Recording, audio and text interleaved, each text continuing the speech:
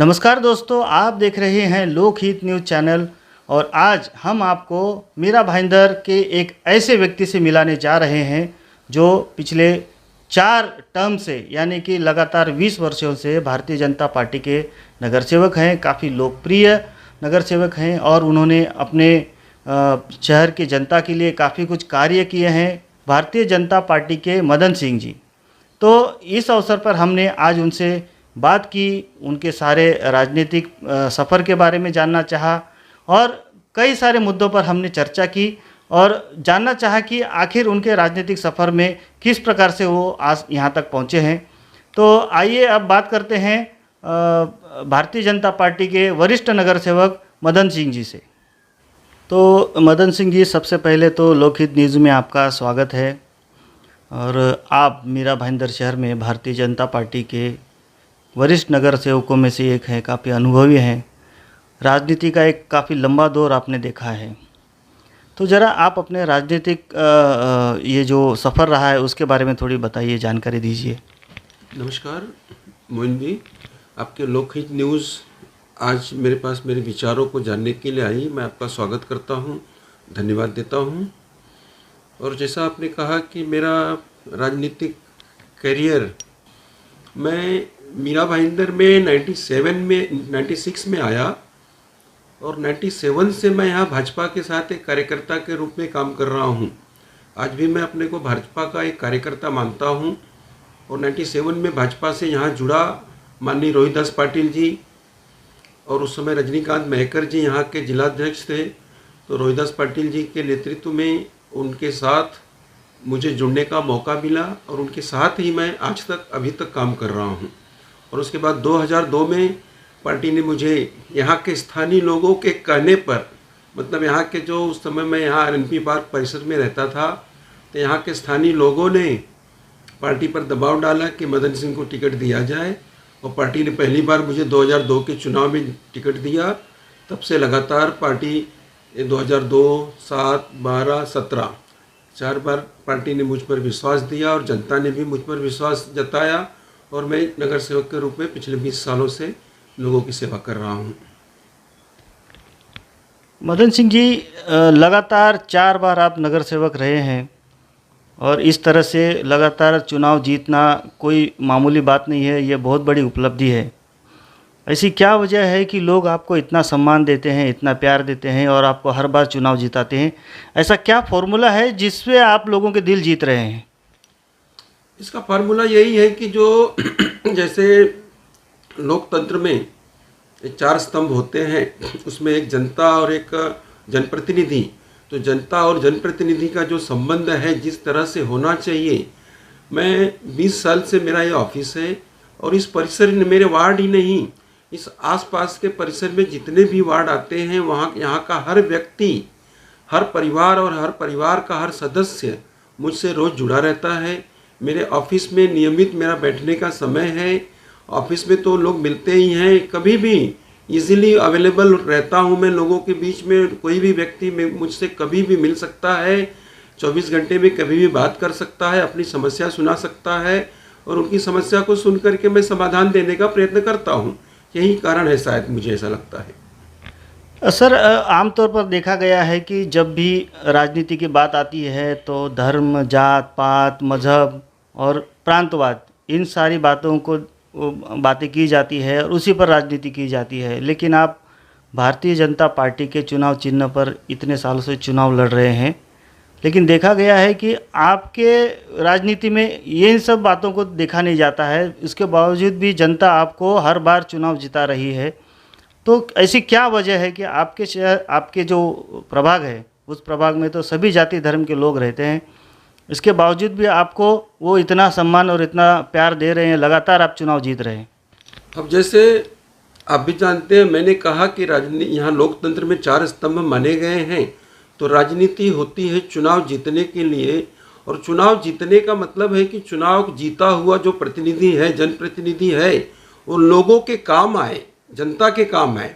उसमें उसे जाति धर्म या प्रांत का भेदभाव करेगा तो वो उसका मतलब ही नहीं हुआ। तो वही यहाँ अभी जैसे आप जानते हैं कि यहाँ मेरे परिसर में मस्जिद, बोहरी मस्जिद है, बोहरी मुसलमानों की भी संख्या काफ़ी ज़्यादा है। और यहाँ ये जो आरएनपी पार्क परिसर है, यहाँ हर कोई एक मिनी इंडिया कहेंगे तो चलेगा। यहाँ राजस्थानी भी है, उत्तर भारतीय भी है, महाराष्ट्रियन भी है, बंगाली भी है, साउथ इंडियन भी है, सब जात धर्म प्रांत के लोग हैं। और सबके साथ मेरा एक किसी भी जात धर्म प्रांत का व्यक्ति होगा, मुझे अपने परिवार का एक सदस्य मानता है।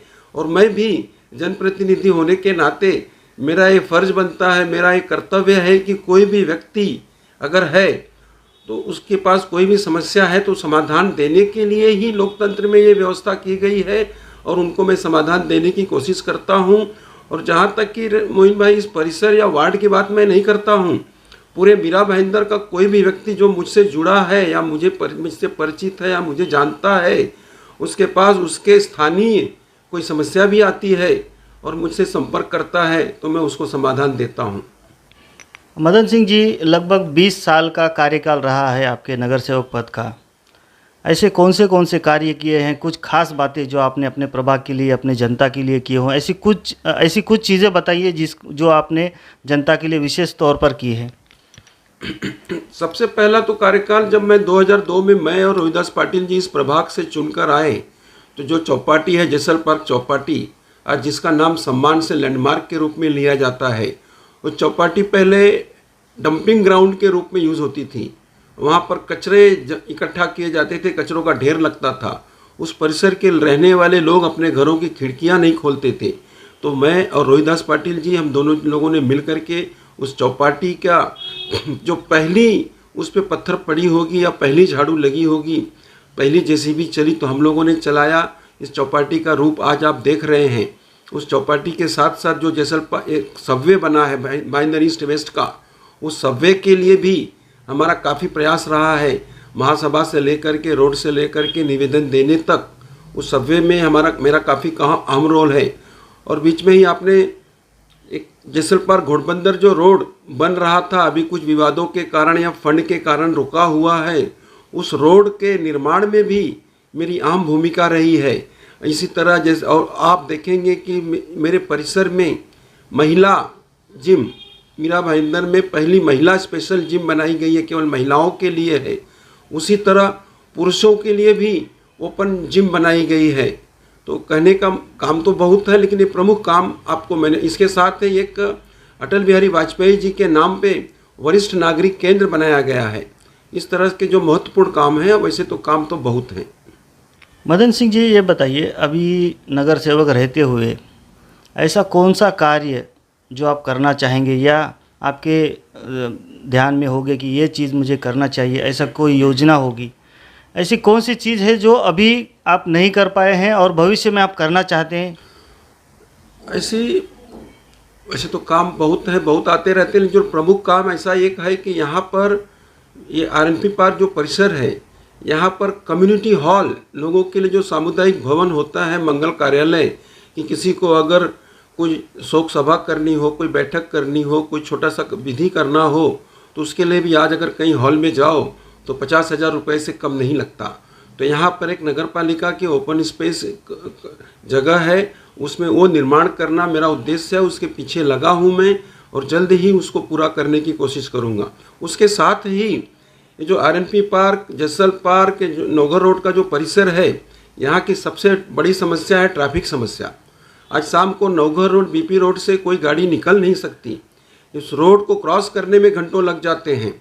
तो उसके लिए डीपी रोड, जो जैसल पार्क घोड़बंदर रोड, वो तो है ही, अभी बनने में उसको शायद समय लगेगा। जो ये सरकार है, शिवसेना सरकार, इन लोगों ने शायद उस फंड को रोक दिया है, तो काम रुक गया है, बाद में होगा। लेकिन उसके साथ ही एक और डीपी रोड का प्रावधान है और उसके पीछे मैं काफ़ी सालों से लगा हूं, लेकिन अभी तक आयुक्त या कोई पदाधिकारी उस पर ध्यान नहीं दे रहे हैं। उस रोड को मंजूर करके उस रोड को बनाना मेरी प्राथमिकता रहेगी, जिससे लोगों को यहाँ की ट्रैफिक की समस्या से निजात मिले।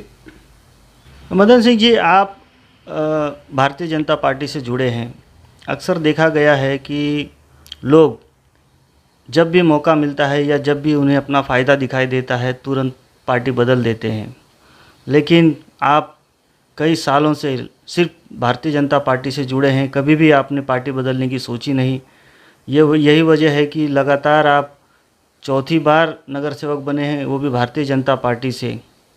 जो इन दिनों भारतीय जनता पार्टी में जो गुटबाजी चल रही है, एक गुट है नरेंद्र मेहता का गुट और एक गुट है रवि व्यास का, जिलाध्यक्ष रवि व्यास का गुट। इन गुटबाजी के बीच सबसे पहले आपने नरेंद्र मेहता के खिलाफ आवाज़ उठाने की हिम्मत दिखाई और जो कुछ भी पार्टी में गलत चीज़ें चल रही थी उसके खिलाफ आपने सबसे पहले बात करने की हिम्मत दिखाई। इस बारे में आप क्या कहेंगे? भी मोइन भाई, राजनीति कौन किस हिसाब से करता है, राजनीति में कौन किस हिसाब से आते हैं, वो एक अलग मकसद है।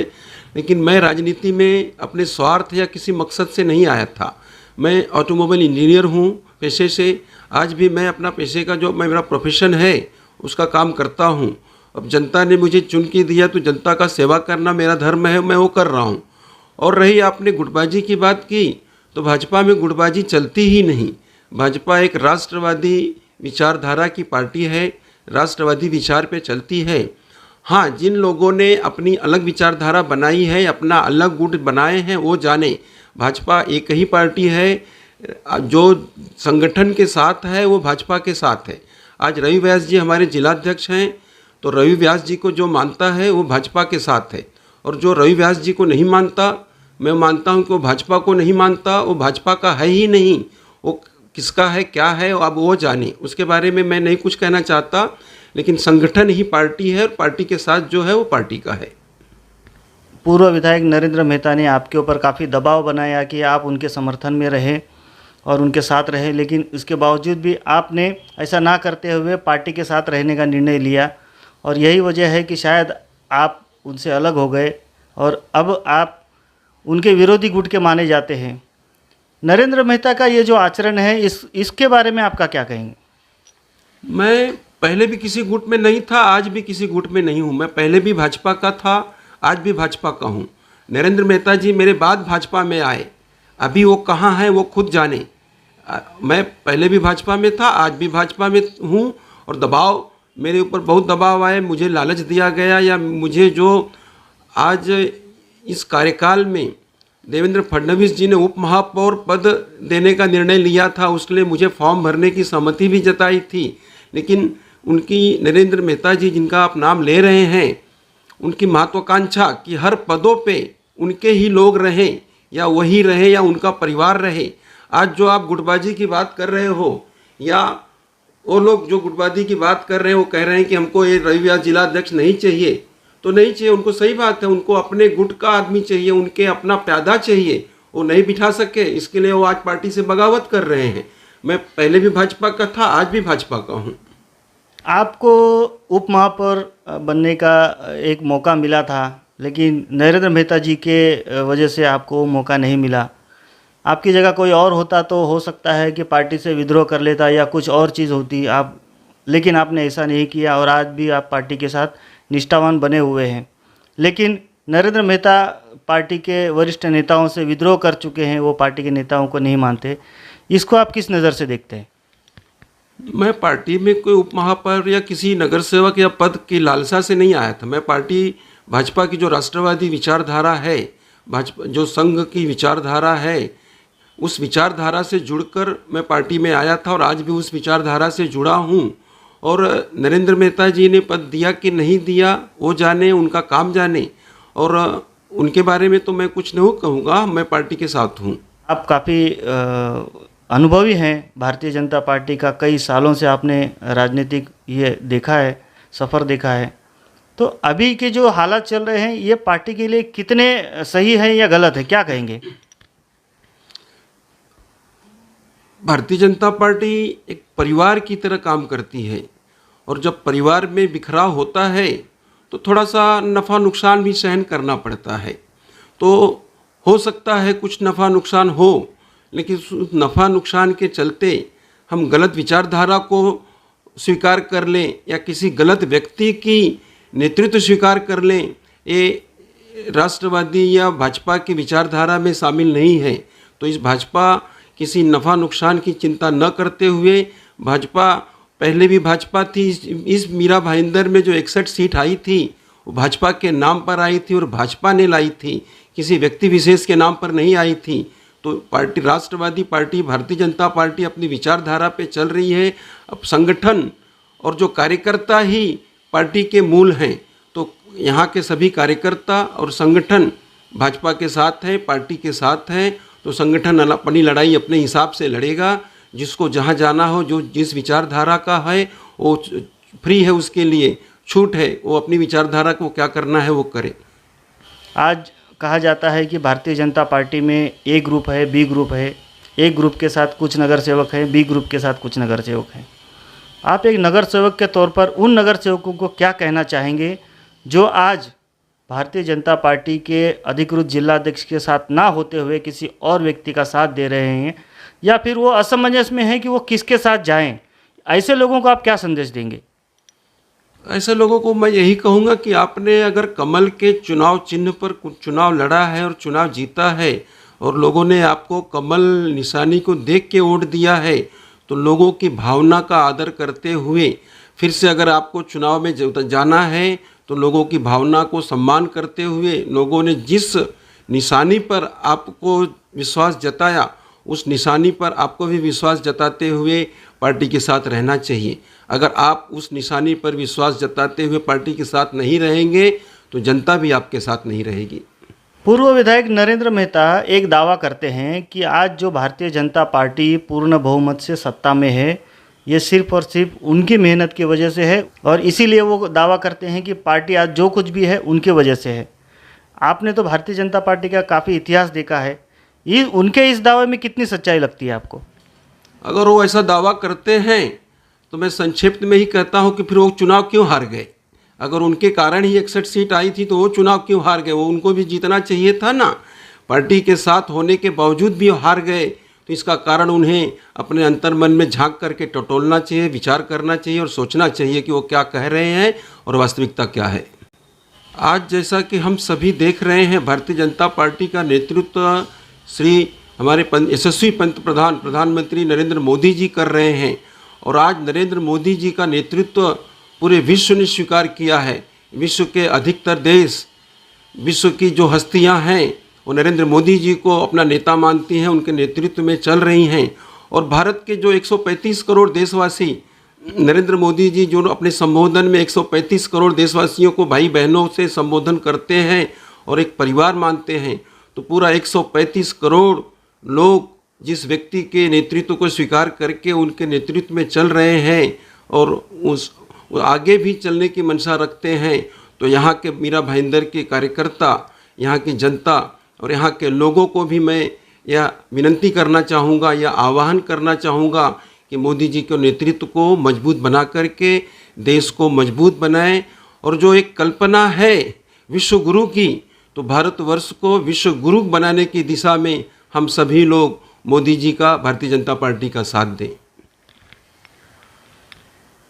तो देखा आपने, ये थे भारतीय जनता पार्टी के वरिष्ठ नगर सेवक मदन सिंह जी, जिन्होंने हमारे कई सारे सवालों का साफ साफ जवाब दिया, बेबाक तरीके से जवाब दिया, और उन्होंने कई सारी चीज़ें बताई जो राजनीति में आज कई लोगों को एक प्रेरणा हो सकती है, एक उन्हें सीखने का अनुभव मिल सकता है। और उन्होंने जनता को भी काफ़ी संदेश दिया है जो उनके अनुभव में आया है। तो इस प्रकार से उन्होंने आज हमसे बात की और अपना अनुभव साझा किया।